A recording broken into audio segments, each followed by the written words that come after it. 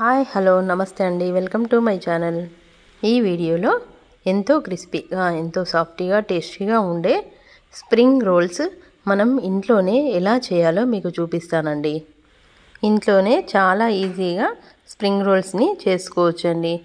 ముందుగా వీటి తయారీకి క్యాబేజీ తురుము, అలాగే క్యారెట్ తురుము, క్యాప్సికమ్ మరియు ఆలు, tomato and ginger and garlic సన్నగా తరిగి పెట్టుకోవాలండి. స్టవ్ పై బాండ్ని పెట్టుకొని దానిలో కొద్దిగా ఆయిల్ పోసుకొని ముందుగా అది వేడెక్కగానే సన్నగా తరిగిన జింజర్ మరియు గార్లిక్ని అలాగే సన్నగా తరిగిన పచ్చిమిర్చిని వేసి బాగా వేయించుకోవాలి.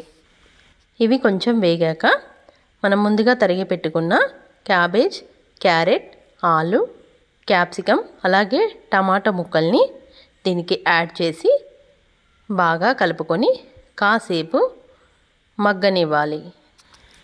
ఇలా కొంచెం వేగిన తర్వాత మూత పెట్టి ఒక 5 to 10 minutes వరకు మగ్గనివ్వాలండి. ఇవి కొంచెం మగ్గిన తర్వాత ఒక స్పూన్ని సాల్ట్, అలాగే ఒక హాఫ్ స్పూన్ పెప్పర్ పౌడర్ని, అలాగే ఒక స్పూన్ రెడ్ చిల్లీ పౌడర్ని యాడ్ చేసి బాగా కలుపుకోవాలి. ఆ తర్వాత ఒక 2 స్పూన్ల వరకు టమాటా సాస్ని కూడా యాడ్ చేశానండి. ఇక్కడ అది కూడా వేసి బాగా కలుపుకోవాలి. ఉంటే మీరు సోయా సాస్ అలాగే చిల్లీ సాస్ని కూడా యాడ్ చేయొచ్చు. నాకు ఇక్కడ అవైలబుల్గా లేదని ఓన్లీ టమాటా సాస్ మాత్రమే నేను యూజ్ చేశానండి. మరొక 5 నిమిషాల పాటు మగ్గించుకొని స్టవ్ ఆఫ్ చేసుకోవాలండి. ఈ స్టఫింగ్ చల్లారే వరకు మనం పిండిని ప్రిపేర్ చేసుకుందామండి. దీనికి గాను ముందుగా 1 కప్పు వరకు నేను మైదా పిండిని, 1/2 కప్పు వరకు కార్న్ఫ్లోర్ పిండిని యాడ్ చేశానండి. దానిలో కొద్దిగా సాల్ట్ వేసుకొని ఇలా బాగా మిక్స్ చేసుకోవాలి. మీరు కావాలంటే వీట్ ఫ్లోర్ని కూడా యూస్ చేయొచ్చండి. ఇలా ఈ పిండికి కొద్దిగా వాటర్ని యాడ్ చేసుకుంటూ దోశ పిండిలా బాగా మిక్స్ చేసుకోవాలి. ఆ తర్వాత స్టవ్ పై ప్యాన్ని పెట్టి అది కొంచెం వేడెక్కగానే ఈ పిండిని దోశలా పోసుకోవాలండి.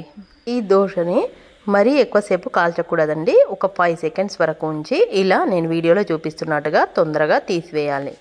ఈ దోశని నేను వీడియోలో చూపిస్తున్నట్టుగా ముందుగానే చేసి పెట్టుకున్న వెజిటేబుల్ స్టఫ్ని మిడిల్లో పెట్టేసి సైడ్స్ అన్నీ క్లోజ్ చేయాలండి. ఇలా ఫోల్డింగ్ చేసుకుంటూ ఫైనల్గా మన దోశ పిండిని దానికి కొంచెం పెట్టి ఇలా స్టిక్ చేసుకోవాలి. ఇలా అన్నింటినీ ముందుగానే ప్రిపేర్ చేసుకొని పక్కన పెట్టుకోవాలండి. ఆ తర్వాత డీప్ ఫ్రైకి సరిపడా ఆయిల్ పెట్టుకొని అది కొంచెం వేడెక్కగానే ఈ స్ప్రింగ్ రోల్స్ అన్నిటినీ బాగా వేయించుకోవాలి. ఇవి బ్రౌన్ కలర్ వచ్చాక తీసి పక్కన పెట్టుకోవాలి. అంతేనండి, ఎంతో ఈజీగా రెస్టారెంట్ స్టైల్లో మనం ఇలా స్ప్రింగ్ రోల్స్ని ఇంట్లోనే ప్రిపేర్ చేసుకోవచ్చు.